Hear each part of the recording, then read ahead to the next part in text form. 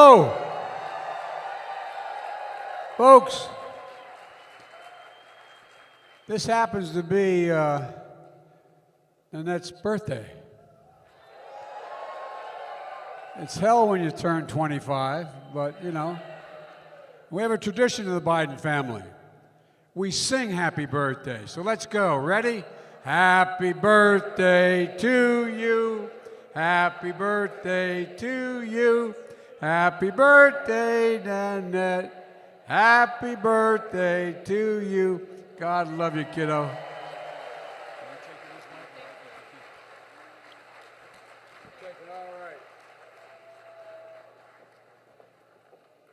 Please have a seat if you have one.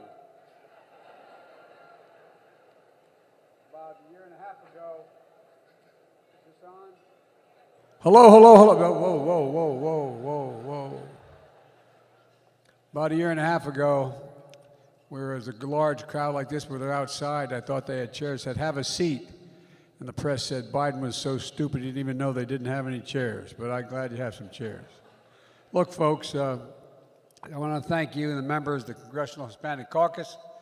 And I want to thank you for everyone being here tonight. This is a heck of a crowd. And Roll, the caucus chair, thank you. Also, you know, Albio, a Cuban-born, came to the United States at age 11, served 16 years in Congress. And you know, the idea is that, you know, Lucille, a house icon of 3 decades, grandmother of the DREAM Act. You know, Congress is going to miss you both. Members of my cabinet are also joining us. In fact, give them a round of applause. You are going to miss them. My cabinet chair, the Secretary of Health and Human Services, Javier Becerra, in the honoree of tonight's American Dream Medallion. All of you here tonight embody the same theme, rooted in the strength and of achieving our dreams. That's what I want to talk to you briefly about tonight. The historic American Rescue Plan helped us emerge from the pandemic and move from economic crisis to resurgence. Secretary Becerra, I want to tell you how that law of funding closed the racial gap and vaccinated Hispanic Americans, and how it helped more Latinos gain health insurance now than ever before. Secretary Cardona, he'll tell you how it helped to safely reopen our schools, an absolute necessity, including 28% of public school students who are Latino. 28%. You're all going to own the country, man. We better darn well make sure they have every opportunity they have. Not a joke. Imagine the opposition talking about why it's important. It's critically important. And we've invested $11 billion in Hispanic serving institutions, the largest investment in the future of Hispanic college students in our entire history. And with the help of all of you, we expanded the child tax credit, helping slash child poverty by over 40% among Latinos, the lowest ever, the lowest rate ever. Since I've been in office, we've created nearly 10 million jobs, a record for any presidency at this point. We saw the biggest one-year drop in Hispanic unemployment on record, the biggest drop in unemployment. And Administrator Guzman, I want to tell you how the Hispanic entrepreneurs are starting new businesses at the fastest rate in over a decade. And folks, we made Puerto Rico's economic recovery and development a top priority. I asked Deputy Secretaries Don Graves to help me during get Detroit back on track and during the Great Recession. And while I was Vice President, he helped lead our efforts in Puerto Rico as well. We are committed. We're committed. Together we passed once-in-a-generation infrastructure law to mobilize Americans' roads, bridges, ports, airports. It's going to replace poisonous lead pipes, so every child in America, specifically those in Hispanic communities, which are most often affected, can turn on a faucet at home or in school and drink clean water, for God's sake. And we're going to deliver affordable high-speed internet to every single household. Every household. And with your help, I signed the Inflation Reduction Act, one of the most significant laws in our history. For too long, we've paid a higher price for prescription drugs than any nation in the world. And for years, as a senator and vice president, many of us have been trying to fix that. We've been taking on Big Pharma, but it always stood in the way. But not this year. This year, the American people won and Big Pharma lost. Now Medicare will have the power to negotiate lower prescription drug prices. And seniors will see out-of-pocket drug costs capped at $2,000 a year no matter what their costs are. No matter what. No matter whether they have for cancer drugs or other expensive drugs. $2,000 a year maximum. And if you're on Medicare and you have diabetes, your insulin is going to be capped at $35 a month instead of 30 times that. And for decades, climate deniers have blocked any meaningful progress against climate crisis. But not this year. This year, the American people won and the climate deniers lost. Look, folks, the Inflation Reduction Act takes the most aggressive action to confront our climate crisis ever. It offers Hispanic families thousands of dollars in energy savings, tax credits, rebates to buy new efficient appliances, weatherize their home, purchase electric vehicles, and so much more. And it provides, most important to me, in my state, we're the 8th largest black population. But Hispanic and black populations, poor populations, are those fence line communities, those frontline communities where have suffered most as a consequence of this being smothered by pollution. They're going to get rewarded first.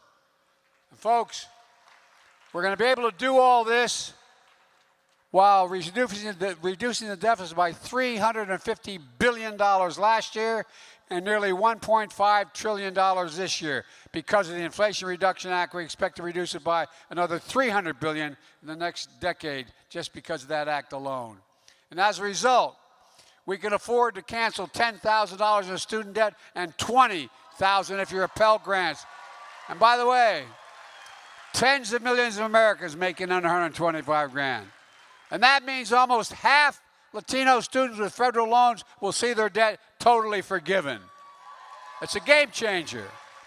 Gives people a chance. And I'm proud that the Obama-Biden administration stood up for dreamers. My predecessor tried to end DACA, but the Biden-Harris administration is working to preserve it and fortify it. And with Secretary Mayorkas' leadership, we're committed to fixing the immigration system. Instead of working with us on solutions, Republicans are playing politics with human beings, using them as props. What they're doing is simply wrong. It's un-American. It's reckless. And we have a process in place to manage migrants at the border. We're working to make sure it's safe and orderly and humane. Republican officials should not interfere with that process by waging these political stunts. It's long overdue for Senate Republicans to come to the table and provide a pathway for citizenship for dreamers, those on temporary status, farm workers, and essential workers. We need to modernize our laws so businesses get workers they need and families don't have to wait decades to be brought back together. It's time to get it done. That's why we have to win this off-year election. And one more thing. It's long overdue for a National Museum of the American Latino. Long overdue. I mean it. To take its rightful place here in Washington where it belongs. Look, a few days after the massacre in Uvalde, Texas, my wife Jill and I visited that school memorial. We spent 4 hours with the victims' families. We attended services at Sacred Heart Catholic Church. Just as we were leaving, a grandmother who lost her granddaughter came up to me coming down the aisle in church, and she handed me a handwritten note. And it read, "Erase the invisible line that's dividing this nation. Erase the invisible line that's dividing this nation." Whether it's to the people of Uvalde or El Paso or all the other places that never make the news, together with you, we are erasing the invisible line. Together we passed and signed the first meaningful gun safety law in 30 years. And I want to make it clear to you, I'm not stopping here. We're going to ban assault weapons as I did when I was a senator, and that's going to end. Because when we banned it, mass murders